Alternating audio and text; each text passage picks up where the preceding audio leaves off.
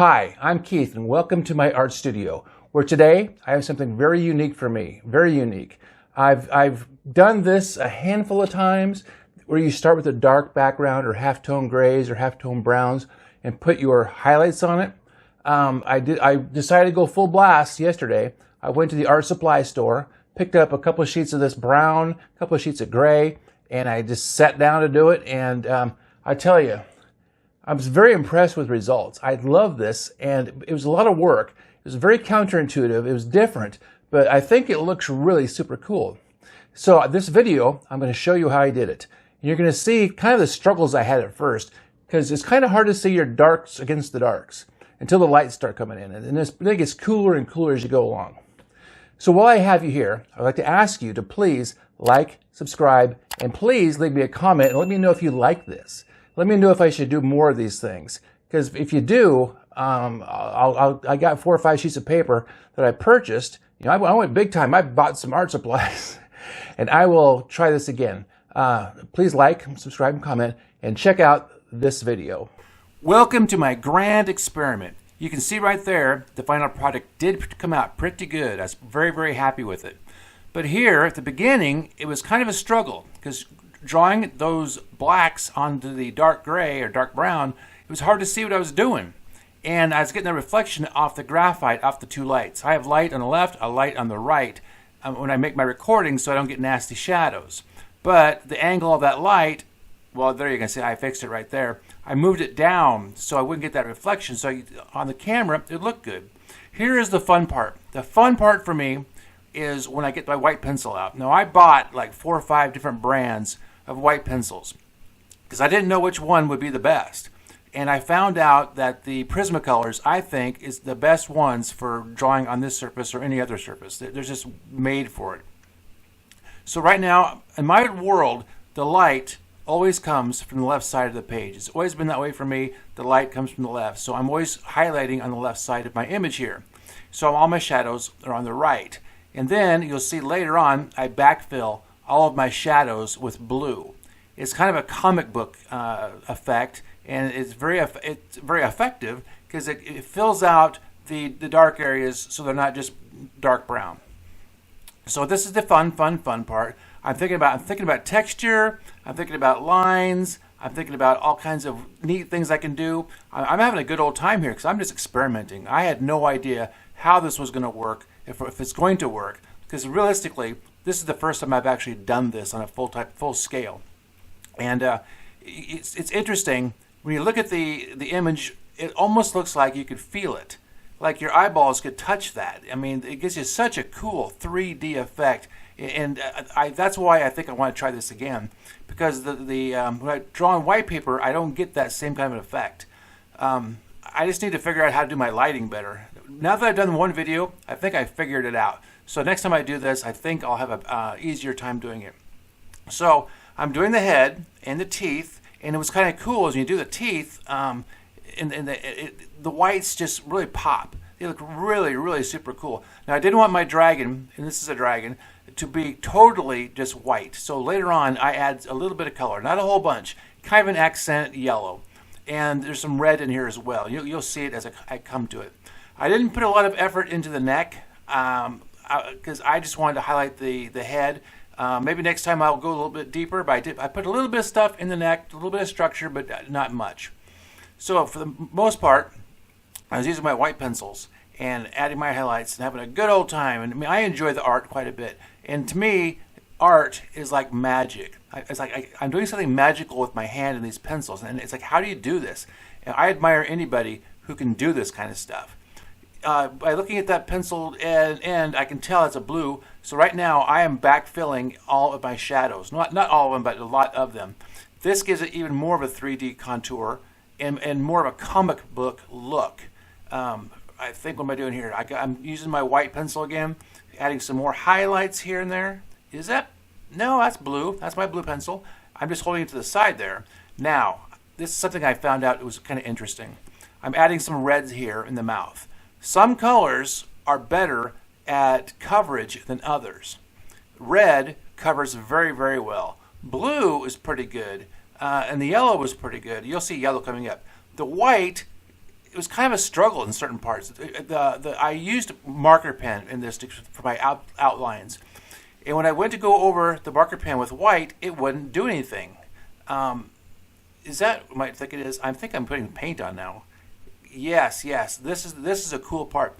I have a bottle on the left side of the page, or you can't see, or left side of the screen. It's airbrush paint I just bought off the shelf.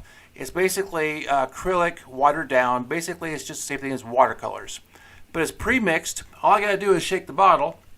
I dip my little thin brush in there and do my highlights. And I really like that. And I actually went to the art store. I bought myself another bottle of it because I like how it works. I thought about getting some other colors besides white, but I realized I can just use my acrylic paints and give me some bottles and just water it down myself and make my own. But I did like the white, so I bought myself another bottle. And this really adds the highlights. This white just jumps. I mean, it just jumps right off the page. So anything I touch with that, it just looks amazing. So this part here is an interesting part because I do a lot of ink washes. If you follow my page, you know I love the ink wash. And I did not know if ink wash was going to work on this. I had no clue.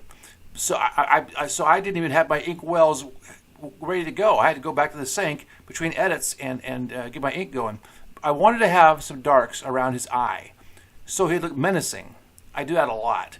So I just got my dark out, about an 80% gray, and started going around the eye, and it actually turned out pretty good. I was actually pretty impressed. Now I wonder if I should have done that before I put the highlights on. I probably should have. So I learned something.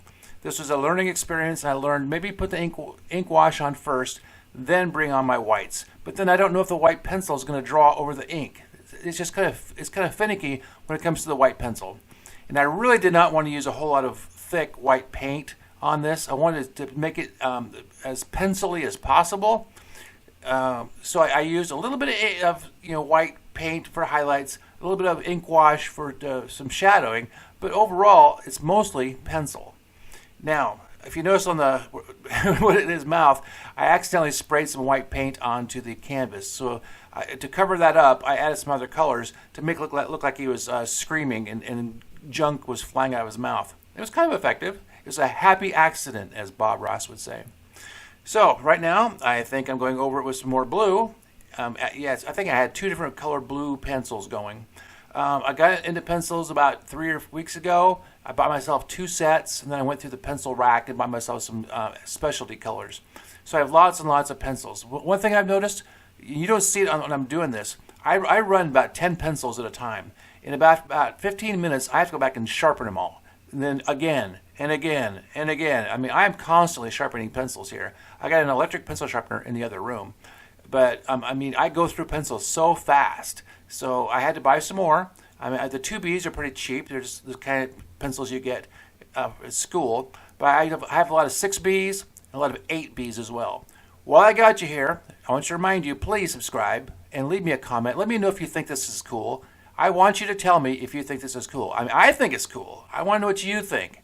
Because I'm thinking of trying it again. I bought 4 or 5 pieces of paper, different shades of brown and gray. And after this learning experience, I think I've learned a few things. But I need you to let me know. And please subscribe. Please subscribe. And welcome to my art studio. Please stick around for more than 30 seconds because I'm going to show you how I made this troll goblin guy here. If you follow my page, you know I do tutorials. And I'm going to show you exactly how I did this. This is pencil, a lot of pencil, a little bit of ink wash, a little bit of paint on that brown halftone paper. Please stick with me. Please follow me. I do appreciate it. And here you go. I think this picture will be the one that gets me to 1,000 subscribers on YouTube. This is a YouTube channel. I'm also on Instagram. Instagram doesn't do much for me. I don't know why. It used to be a pretty good channel for art, but it's not doing anything for me. But anyway, with this, I'm doing a troll/goblin. And I'm using a fat black magic marker. Now, that sounds like I'm making a poster, and this picture is cheap. Because, who would make a work of art with a marker pen? Well, recently, on my trips to the art store, I've discovered there's aisles filled with marker pens. And I'm sure marker pens have been around for a long time, but I was surprised at different kinds and styles and all the kinds of marker pens you can get. Now, I only use the black because I'm trying to emulate the look of comic books. I like the darks. And later, you're going to see that I use, right here I'm doing cross-hatching with a thinner magic marker. Actually, it's a brush pen. I got that for like $3 at the art store the other day. I love the brush pen. It's easy to do cross-hatching with it. It's wonderful. You should pick one up. It's black brush pen. And anyway, I am putting in my darks, bringing my background image, and then here I go. I'm taking my black ink out of the bottle. And I'm kind of loving the way this looks. I've done black ink with a brush for a long time, so I'm really used to how to do it. I use the razor edge for my thins, and I turn it to flat side, get my thicks, because I really want it to look like comic book art. I don't own a lot of comic books. I don't really follow any comic books, but I'm familiar with the way their artwork looks, and I like it, and I try to emulate that look a lot. So right now I'm just working on the image, getting my darks dark. I'm thinking this black ink is going to make it really dark, but the problem with it is the paper that I use sucks up that black marker pen and ink so much that it doesn't really come off being super, super black. It dulls it down, it lightens it up about 10%. Right now, I believe I just used some, was that my pencil or was that some paint? But right now I'm using my orange colored pencil. I recently got into colored pencils about 3 or 4 weeks ago, and I'm still learning how to do it, how to blend it, and how to do it. One thing I like about colored pencils is the amount of control I have. I have more control with a pencil than I do with a brush, but I use both because I'm into mixed media art and I use all kinds of things. So I'm liking the way the colored pencil works here. I really do. And it allows me to get into places where I probably couldn't with a brush and get different looks and techniques I couldn't get with a brush, but later on I add the brush anyway. So now I am going over with a brown. I want to mix some brown in with the orange over that brown. It's a different shade of brown paper. And this came out looking, it's hard to describe the look. It's not sepia tone, but something like that. I like the overall tone value of the browns a lot. And later I add some, right there, I'm adding some green. The green is as if there was a light to the right side of your screen, a light shooting from that side, and it kind of backfills. Normally I use blue for that, but I decided to use green. And that looked pretty good too. So next on my plate, I got my, it's my airbrush paint. What it is, this white airbrush paint, I bought it in a bottle. It's pure white, but I don't use it for airbrushing because I haven't owned an airbrush since 1983. But this paint in the bottle allows me to just be able to brush my highlights on without having to mix acrylic paint or water it down. It comes pre-mixed and I like it for that. And what I'm doing right now is I'm adding some ink wash. You're probably thinking to yourself, why are you going to add some ink wash to this if it's already brown? Well, the browns come through that picture anyway, around his face. There's all kinds of spots where it comes through. And I wanted to add the ink wash just to add a little more darkness so the highlights would pop off. And I think it came out pretty good. Now I'm adding a little bit of white to the whites of his eyes. So I'm zooming in so you can see me do that. Now I'm adding some hair. And the hair on this guy is white and crazy. He's like a 1980s pop star goblin. And I'm adding a few more knickknacks here. I'm adding some highlights with my white pencil. It's kind of a last minute touch just to make sure everything I want to pop does pop. And it does not overdo the whites. The first picture I did like this, I way overdid the whites and it almost looked like he was in a snowstorm. But this one, I just kind of, I was sparing and I just wanted to do just enough so the image would look like it was 3D and was popping off the page. And I think I accomplished that. I'm really happy with this. So please like and subscribe and get me to 1,000 followers. I really would appreciate that. Now that picture would look great on a magazine cover or a book, don't you think? I do. Thank you for being here.